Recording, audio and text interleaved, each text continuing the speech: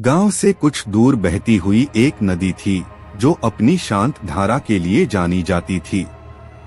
लेकिन जैसे ही सूरज ढलता, यह नदी खौफ का दूसरा नाम बन जाती। गांव वाले कहते थे कि इस नदी में एक पिशाचनी का वास है। कई बार लोगों ने उसे रात में पानी के किनारे देखा था, जहां वह अपने लंबे बालों से चेहरा ढके बैठी रहती थी। जिसने भी उसके करीब जाने की कोशिश की, वह कभी वापस नहीं आया। लेकिन अजय, जो शहर से कुछ दिनों के लिए गांव आया था, इन कहानियों पर यकीन नहीं करता था। उसने सोचा कि यह सिर्फ गांव वालों का अंधविश्वास है। एक रात अजय ने ठान लिया कि वह इस रहस्य से पर्दा उठाएगा। वह अपने दोस्तों के साथ नदी के किनारे पहुंचा। गांव वाले उसे बार बार मना कर रहे थे, लेकिन उसने उनकी बातों को नजरअंदाज कर दिया। नदी के पास पहुंचने पर उसने देखा कि आसमान में बादल घिर रहे थे और हवाओं में एक अजीब सी ठंडक थी। वातावरण में एक अजीब सा सन्नाटा था, मानो सब कुछ थम गया हो।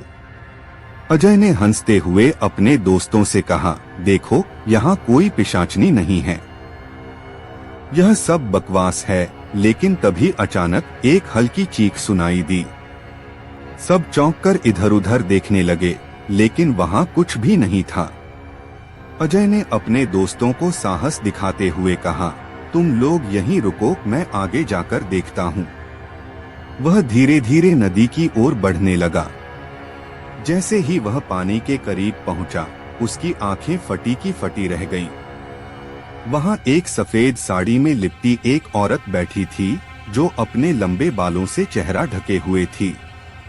अजय को यकीन नहीं हो रहा था कि यह वही पिशाचनी थी जिसके बारे में गांव वाले कहते थे। उसने साहस जुटाकर उससे पूछा, तुम कौन हो? औरत ने धीरे धीरे अपना चेहरा उठाया। उसकी आंखें सुर्ख लाल थीं और चेहरा डरावना था।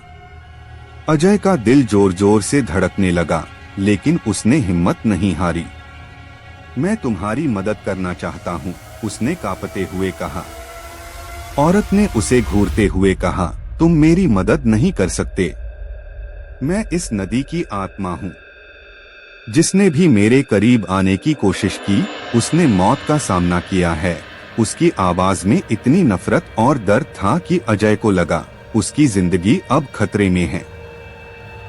अचानक औरत ने अपने हाथ उसकी ओर बढ़ाए, लेकिन अजय ने जल्दी से अपनी जेब से एक लाल धागा निकाला जो उसकी दादी ने उसे दिया था। यह धागा तुझे शांति देगा, उसने डरते हुए कहा। जैसे ही उसने धागा औरत की ओर बढ़ाया, वह अचानक रुक गई। उसकी लाल आंखें धीरे धीरे सफेद होने लगीं और उसके चेहरे का गुस्सा धीरे धीरे शांति में बदलने लगा। पिशाचनी ने धागे को छूते ही अपने दोनों हाथ जोड़ लिए और बोली, तुमने मुझे आजाद कर दिया, अब मैं शांति से जा सकती हूँ।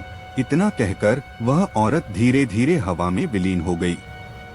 नदी का माहौल फिर से शांत हो गया और हवाओं में हल्की गर्मी आ गई। अजय हैरान था कि यह सब कैसे हुआ, लेकिन वह जानता था कि आज उसने एक चमत्कार देखा था। गांव लौटकर उसने जब यह कहानी सुनाई, तो कोई भी उसकी बातों पर यकीन नहीं कर पाया, लेकिन नदी के पास होने वाली अनहोनी अब हमेशा के लिए थम गई थी।